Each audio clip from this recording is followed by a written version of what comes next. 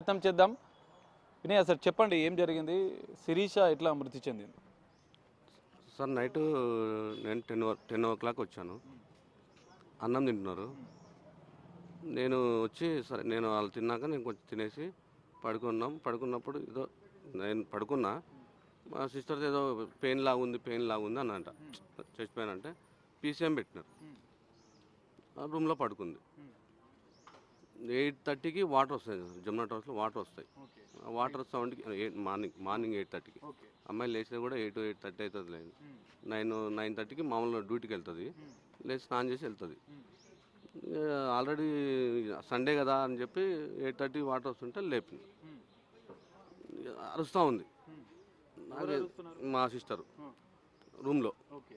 నాకు ఏందా అని కొంచెం చూసి బయట ఏమన్నా అంటే నాకు అపార్ట్మెంట్ కొంచెం బయటకే ఉంటుంది.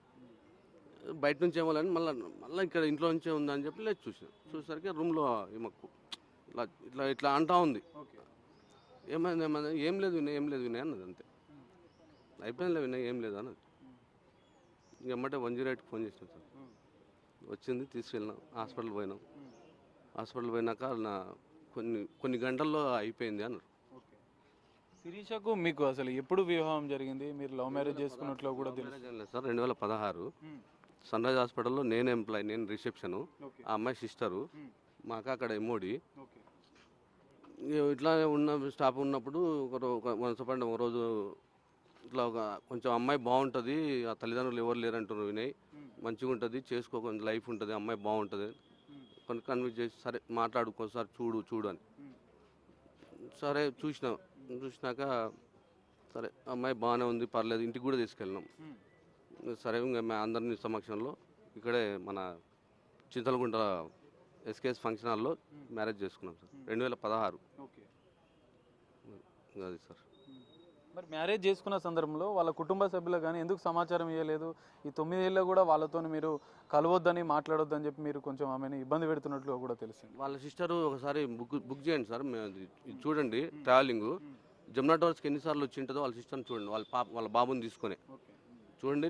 నేను ఎట్లా సరే మీరు ఏదన్నా పెళ్లి జరిగేటప్పుడు వాళ్ళ కుటుంబ సభ్యులకి ఎందుకు సార్ వాళ్ళ అక్క రానన్నారు కదా. ఎవరు రానన్నారా? వాళ్ళ అక్క వాళ్ళ మామ అందరికి ఎవరు లేరు, ఎవరు రారు. మ్యారేజ్ అయిన సెకండ్ డేనే నేను ఆ అమ్మాయిని తీసుకొని వాళ్ళ ఊరు వెళ్ళిన. ఈ స్వాతి అనే జంగారెడ్డిగూడెం నేనే 2 కార్లు తీసుకొని వెళ్ళి మా అక్కని చూస్తా ఇది ఒకసారి అని చూస్తా అంటే చూపించాను. మరి అప్పుడు బాగానే ఉండేనా వాళ్ళ కుటుంబ సభ్యులతో శిరీష? ఆమె తెలుసు సార్ నాకు, వీళ్ళు ఎవరు అనేది అసలు నాకు ఈ రోజు నన్ను చూడడం కూడా వాళ్ళు ఫస్ట్ టైమే. నేను వాళ్ళని చూసి ఇప్పుడు ఎవరెవరు అనేది కూడా నాకు తెలియదు. ఒకవేళ నన్ను చూస్తే ఈ రోజు వాళ్ళు ఫస్ట్ టైం. మిమ్మల్ని అంటే పెళ్లి చేసుకోవడం వాళ్ళకి ఇష్టం లేదా, లేకపోతే ఎందుకు వాళ్ళు ఈ పెళ్లికి నిరాకరించారా? ఎందుకు మీతో రావడానికి వాళ్ళు ఎందుకు పెళ్లికి నిరాకరిస్తే ఈ 9 yearsలో ఏదో ఒక రోజు జరిగేది కదా సార్. మామూలుగా ఏదో ఒక రోజు ఏదో ఒక చిన్న పిఎస్లోనో ఇట్లా అని ఉండేది కదా. మరి 9 yearsలో లేని ఈరోజు నిరాకరించి అంటే నాకే అర్థం కాలేదు సార్. అసలు నేను ఇప్పుడు అసలు ఏం జరిగింది, అమ్మాయి ఎందుకు ఏమైంది తెలుసుకోవాలని నేను కూడా వెయిట్ చేస్తున్నా. చూద్దాం అసలు ఇది విషయం ఏందో తెలుసుకొని పోదామని. వాళ్ళేమో మీరే ఏదో చేశారని చెప్పి వాళ్ళు ఆరోపణలు చేస్తున్నారు సార్. అది రిపోర్టు దేనికైనా ఎటువంటి దానికైనా నాది ఉంది అంటే మీరు ఊరి అయినా యావజ్జీవైనా వేయండి, నేను దానికి కట్టుబడి ఉంటాను. మీ ముందే చెప్తున్నా, నేను ఎక్కడికి పోయేటోని కాదు, ఉండేటోని కాదు. ఏది జరిగితే అది జరిగినండి సార్.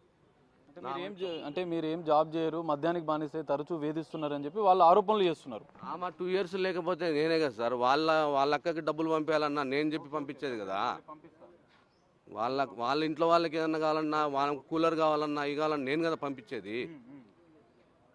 ఆమె 2 lakhs ఆన్లైన్ యాప్లో డబ్బులు వస్తున్నాయని పోతే నైట్ డోల్పెంట్లు ఉంటే తీసుకొచ్చి అమ్మ వాళ్ళు తిడతారేమో మా నాన్న అకౌంట్లోంచి ట్రాన్స్ఫర్ చేసుకొని పెడితే వాడు ఎస్కేప్ అయ్యిండు ఆన్లైన్లో.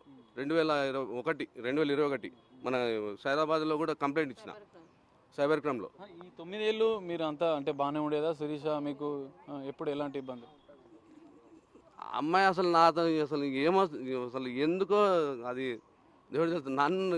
నేను ఆ అమ్మాయి ఒకవేళ చేసుకునే అంతవరకు వస్తే ఆడపిల్లలను కొట్టేవాడిని నేను అనుకుంటే నా సర్కిల్లో కూడా తెలుసుకోండి సార్. తెలుసుకోండి, నా యాక్టివిటీ కూడా తెలుసుకోండి. నాది ఇంతకుముందు ఏమన్నా ఫర్దర్ ఉందా ఏదన్నది అది తెలుసుకొని వాళ్ళే డిసైడ్ చేస్తారు. వాళ్ళు అయినాకనే ఇది ఏదైనా జరుగుతుంది. వినయ్ సిస్టర్ ఉన్నారు, ఒక్కసారి మనం మాట్లాడే ప్రయత్నం చేద్దాం. అమ్మ మీ ద్వారానే పరిచయం శిరీష వినయ్కి. సో అప్పుడు ఎట్లా ఉండే మరి శిరీష అప్పుడు స్టార్టింగ్? శిరీష మాతో మంచిగానే ఉండేదండి. మాకు ఎటువంటి కొట్లాటలు గొడవలు ఏం లేవు అసలు. ఎప్పుడు మాతో మా ఆనందంగా జాబ్ చేసేది, మేము చేసేవాళ్ళం, ఆమె చేసుకునేది. మంచి లైఫే ఉండింది. సడన్గా ఇట్లా అయింది, మాకు కూడా తెలియట్లేదు ఏమైంది అన్నది, మాకు కూడా తెలియట్లేదు. 14 years నిన్న ఏం జరిగింది? నిన్న 8 o'clock లేస్తారు రెగ్యులర్గా. 8 o'clock లేయలేదు. 8:20కి నేను లేచాను. లేచి చూస్తే వాటర్ వస్తుందని నేను బాత్రూంలోకి వెళ్ళేసి వచ్చి వాటర్ వస్తుంటే కూడా లేలేదు. అంటే సండే పడుకుందా అని నేను బెడ్రూమ్లో దగ్గరికి వెళ్ళి పిలిస్తే పలకలేదు. పలకపోతే ఊపిన. ఊపితే కూడా ఏం చలనం లేకపోతే నేను CPR అట్లా స్టార్ట్ చేసి లేపడానికి ట్రై చేసిన.